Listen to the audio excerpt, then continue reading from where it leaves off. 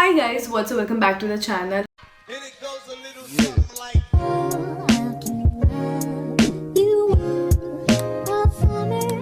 And I'm so sorry that I've been so inactive. I say this in my all videos, but I actually really feel bad that I don't get time to film videos. But anyways, as I guys promised you that I'm gonna be answering all of your questions about studying in UK, studying in abroad, or the life here. How is it? How it has been for me. So I'm gonna be answering all of your questions like personally. I'm not gonna generalize any of your questions. So I have all of your questions here, and you guys have asked me so many questions. I think I have to make a part 2 about this video, but I'm not definitely not gonna skip any of your questions. A lot of people DM me on Instagram asking me questions.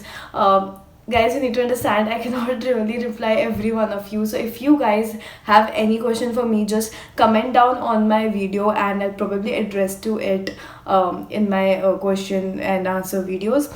So yeah, let's begin with the first question. Okay. Hi Shreya, I wanted to ask about the bus pass. Could you please tell us a little bit more how that works? Is it a discount on each trip or unlimited throughout the city? Okay, so basically you need to buy a 245 pounds ka bus pass. They have various passes for students, so you need to go on the Stagecoach app, bus app, and then see what pass suits you the best. So I'm telling this for Exeter. I don't know if it works for everywhere in UK. So basically, if you want to make a bus pass, just research which company is working in your area, which bus company is working the most in your area, and then you can go and get a bus pass if you like. That's totally up to you. Also, would like to see a video of you shopping for groceries, like a tour of store, and what you pick up as an Indian student studying abroad. Been loving your videos, great content. Thank you, Tanishka, you're so sweet. What of a store? Okay, definitely I'm gonna make it one. And Indian student, alright, I'm gonna make this video for you, definitely. Let's move towards the second question. Same question is by Vishal Ambavde. Hi Shreya, I've got a couple of questions for you.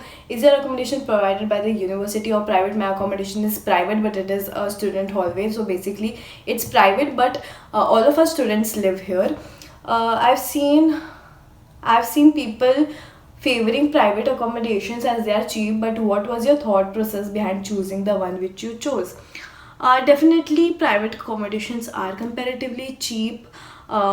But see, my accommodation is not exactly like the private ones, which are actual may cheap. This is my accommodation is not that cheap, but comparatively is cheap. I'm paying 130 pounds per week, and I'm living in an ensuite. So my thought process was basically whichever I can find the cheapest and nicest one. So my preference for basically I wanted a private washroom for myself, and I can share kitchen but not washroom. So according to that, I selected my accommodation. Trust me guys, you don't need to stress a lot about accommodations. You'll get accommodations which are nice only. All of the accommodations here in UK or generally abroad are nice. Can you tell me how much money is required weekly or monthly other than room rent to survive, and can we bear it all on the part-time salary? Yes, definitely you can. Because so earlier, I thought if not I'll be able to manage my rent and my living expense, but luckily I have been working part-time and I have been paying my own rent and my living expense. So if you get a nice part-time job which pays you good, then definitely you can. Next question, how much do you spend on your groceries in a month? Furthermore, adding the bills and other expenses, what is the average cost of living in Exeter for a month? Apart from the rent, if you're asking for apart from the rent, okay, it's not much for me to be honest, because I don't eat that much. Or even if you consider living expense of a single person, it's not that much. The rent here is more, like the accommodation stuff, if you go out to eat, luxury needs agar aapko hai, then it's a little expensive. Otherwise, groceries here, you can always find the cheapest stores everywhere. Like there will be stores which will offer you like expensive stuff, but there are always some stores which are cheap. So that is what you need to do. You need to research about it and you'll get to know, to be honest. Once you move, out of your country. I remember I was so, I didn't know about anything back in India, because obviously you're living with your parents, they're protecting you, and then you have a lot of friends around you, everything. But when I came here, you actually tend to, research yourself a lot, because you need to manage yourself. You need to manage your finance, you need to manage your time, etc. So it happens. It just happens naturally. So don't worry about it. And for me, if I have to say a number, it shouldn't be more than 50 pounds a month. And if I'm going out or something, that is different. Okay, that's another story then. If I'm shopping or doing something, so that's another story. Let's move to next question. Okay, details on how you found your accommodation. I found my accommodation through an agency called Casita Agency. Okay, now these people help you find student hallways, private student hallways. If you want a student university, definitely you need to check it out on their official website of the university. Did you have to write IELTS? I did not give IELTS because I got a waiver from the university, because I had distinction in English in my 12th standard. So if you have like 75 plus marks, I had 95, so I was not supposed to give IELTS. Then total cost of living per month. Per cost of living, I don't know if I should be including the rent. So apart from the rent, as I said, it shouldn't go more than 50. Just the groceries. Again, I have answered this question. Details on how you found your part-time job. I already told you guys there's an app called Indeed, and there are a lot of apps which will help you to find a part-time job. Luckily, I came a little early, so at that time people were hiring, and not a lot of people had come from India or say any other country here. So I had that advantage कि मुझे काफ़ी जल्दी मिल गई part-time job.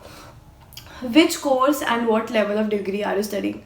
Okay, so I am doing masters in financial technology. I want to know how to take PSW after post-graduation and more about university. See, how to take PSW, I am still doing my post-grad, so I can give you more details about that later. For now, it's not a big task to get PSW. If you want to know about my university, you can watch my vlogs and you get to know about my university. Till now, if I tell you my experience with Exeter University, it's a lovely, lovely university, very beautiful campus. The teaching is really good. Obviously, when you're doing a degree at master's level, you cannot expect to be spoon-feeded. When you're doing a master level degree, it's expected that you have to do major work on your own. You need to study on your own. You need to learn how to apply the things that are taught to you. Apart from that, I am extremely loving Exeter University. First of all, you make really good videos and I love to watch your videos. Thank you, Ashish Sharma. Thank you so much. I will come to UK for LLM, but I'm confused between England and Scotland. Please suggest me in between corporate law and intellectual property law. Please help me out. First of all, I have no knowledge about law, so I cannot really tell you which law you should be selecting, like corporate law or intellectual property law. That is something you need to ask somebody who has a knowledge about that. Okay, and you're confused between England and Scotland. You need to research, dude. You need to see which country is best for your course, which country will be better for you after your completion of the course, job opportunities kahan hai, and definitely England has a better educational system. Depends on your course, what field you want to get into, what type of job or whatever career you are looking for. So it's better that you ask somebody who has a law background. Next question.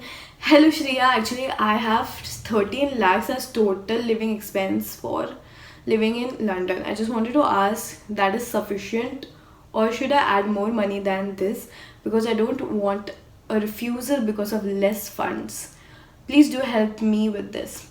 I'm going for postgraduate course and the course duration is 15 months. Thank you. Now you need to check the official site of UK government. there they have clearly mentioned what living expense you need to show if you're living in London, and according to your fees. So that is something which is readily available on the internet.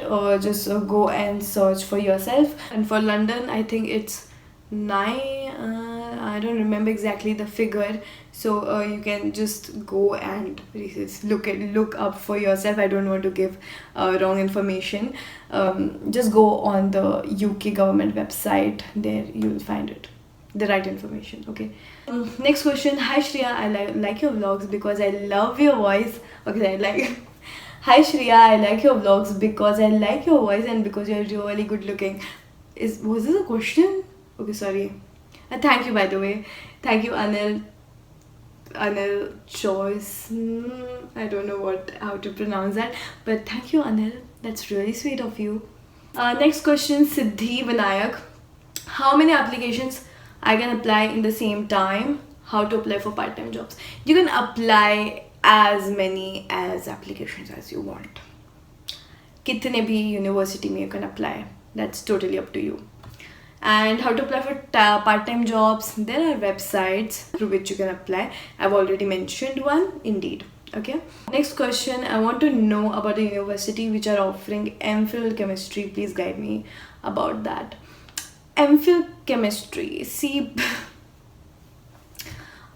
dude, you need to just go on the internet and search it for yourself. Google will just put all the answers in front of your screen. I seriously don't know which universities in UK offer MPhil chemistry. I'm so sorry. Next question. Hello, my name is Purva Seth and I have a few doubts. Does university ranking matter a lot? I'm planning for MSc Digital Marketing from University of Exeter. Is it a good option? University ranking does matter, but it is not the only factor you should consider. You should consider many factors as well. But for digital marketing, I think University of Exeter is good. University of Exeter is generally very good. See, it depends from how many universities have you got the offer. So once you get the offer, and then you can just compare them and see which one suits you the best. One thing I can say that University of Exeter is a really good university. It's a Russell Group university. It's highly renowned in UK. Plus, the living expense here as compared to London is less. Next question. Hey, can you suggest me the scholarships for Indian students? Student loan, what should be important CV? How should be SOP and about the CAS interviews, CAS interviews? Okay, so for me there was no interview. Okay, about scholarships. See, it depends on the university. I don't know if you're asking about University of Exeter, but University of Exeter offers a lot of scholarships, and generally a lot of universities, all universities in fact, offer a lot of scholarships, so that shouldn't be a problem. Student loan, yeah, you need to take a student loan. If you're planning to take a student loan, you need to research a bit. I took loan from ICICI Bank. What should be important in CV? For what? For applying for university or for job? I don't understand. So if you're applying for a university, important CV is not that important for now, but if you're applying for jobs and stuff, yeah, your CV is important. And how to build that? What should be important? I think your work experience, extracurriculars, whatever extra skills you can include which will differentiate you from the others. Next question. Mathematics master degree without engineering possible है और कौन सी university best है? Mathematics masters, see, if I had a background in mathematics or engineering, I could have answered this question. But I don't want to give you false information. Which university accepted without IELTS? I think all the UK university would accept you without IELTS if you have distinction in English at your 12th standard level. Why did you choose UK over Canada? Now, this is a really nice question. Earlier, I had an option of UK and Canada, and honestly, I chose UK because of the lifestyle here. And Canada is very much like India. I don't know, I just didn't see the scope, and I didn't feel that I would grow as a person if I go to Canada. I just felt like that way. And UK, I was always fascinated by the lifestyle of UK. And if I in a long run, if I want to stay in any country between UK and Canada, it would definitely be UK. Next question: if you got a job opportunity after your studies, would you consider permanently living in the UK? uh See, there are a lot of factors involved in permanently living in UK, and for now, I cannot really answer this question. Later, maybe I can. Next question: can we come UK after matrix? Of course, you can. Yes, you can. Your loan is collateral or non-collateral? My loan is non-collateral. Yeah. So this was all about few questions. Oh my god, I've just asked a few questions and my video has become so long. So I'm gonna do like a part 2, and I think I'll also have to make a part 3 about this. But let me know guys if you find this video informative, and if you want to ask me any more questions, you can go down and comment on this video itself. I've just answered few questions from my community post, by the way, and in the next video I'll be answering the questions which are commented on my videos, and next to next I'll answer the questions which you guys asked me on Instagram. That's it for this video guys. If you enjoyed this video, don't forget to like, share, subscribe to my channel, and I will see you in my next video. Bye bye and take care.